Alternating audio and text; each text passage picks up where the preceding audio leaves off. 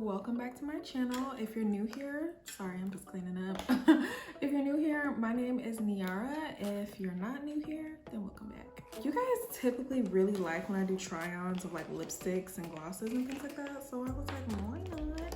So today we have 4 shades of the KKW Beauty Nude Lip Liner, lipsticks, and lip glosses. Being a brown girl, it can definitely be hard finding your perfect nude. Without further ado, no more chit chatting. We're gonna hop right into these shades and I'm gonna tell you what I think of each one.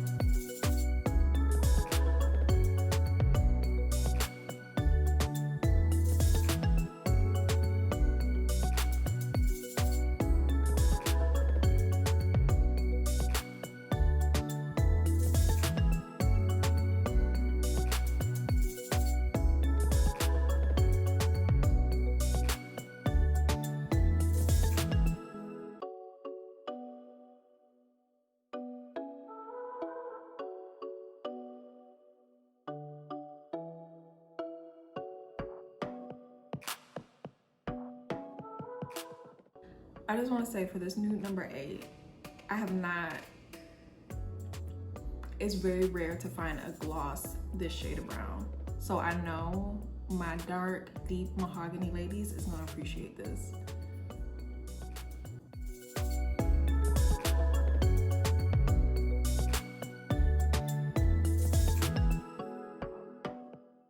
Alright guys, so that was my try on. I went and switched back and put on nude number 5. That's my favorite.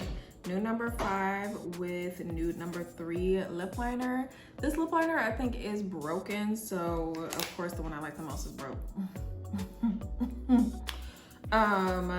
But this is my favorite lip combo of all of them. I could even see me also really liking or mixing in nude number 4 a lot as well.